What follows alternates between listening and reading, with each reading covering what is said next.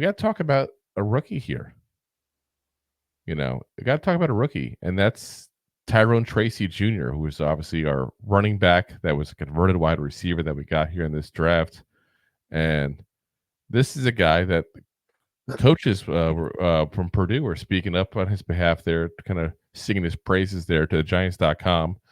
He got some really nice words said. One of them said, he's a natural pass catcher. He understands how to attack somebody's leverage and how to use your eyes in a route tree. He's got a good feel for catching the ball and getting vertical. We definitely utilized him out of the backfield this past year. Should have done it more. That's interesting to see a coach saying, should have done it more. We didn't use him enough. That's not something you see them being. Like, my bad. Whoopsie. Whoopsie daisy. Another one said he had a few runs in spring ball and a few runs in fall camp where he lowered his shoulder and invited and embraced and sought out contact. That's when I was like, man, in my opinion, we got an NFL guy. So it's interesting. You got one talking about his running, one talking about his passing at that point there. And this was coming out specifically, again, on Giants.com. So this is the Giants pushing this out, too, as well. And I'll always say, whatever the Giants push out, there's a narrative. It's all a marketing gimmick, that website. Let's be honest with what it is. So I feel like the Giants are making a lot of moves that are telling us expect the running backs to be a big, big part of the passing game. I really think that's what they're saying.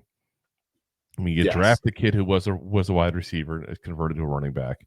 You got his coaches talking about how great of a pass catcher he is. You bring in the guy who coached Alvin Kamara when he did his style of running back play, which was very pass heavy. The writings of the wall guys. Plus, you got a quarterback that you're openly, publicly admitting you don't know what you got in him yet.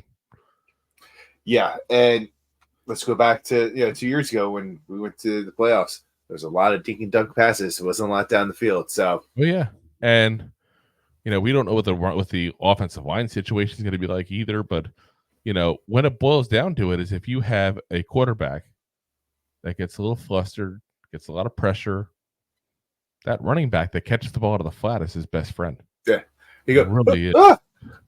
So, I do think they have a plan. I really do think they have a plan for how they're going to use Tyrone Tracy. And I'm curious to see what it's going to be. And seriously, we're right on this, but I think that's what he's going to be.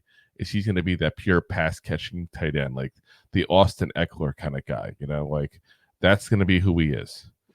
So kind of excited to see him. That's one of the guys I'm curious to see what they do with him in even in preseason, like I want to see it. I want to see what he can do. I want to see I want to see him run the ball, especially. Because we talked about that coming into the draft and all. Like there was vision issues potentially with him. There's just things he doesn't have experience-wise he hasn't gained. I'm curious to see what this kid can do because he's going to have an opportunity. Besides Singletary, there really is nobody that's going to be the obvious number two. He gets a chance to take that. Then we can all go, who does number two work for? Who does number two work for?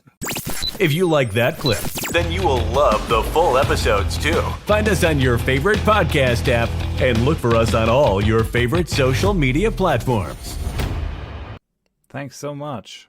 Please, I'm begging you. Please subscribe.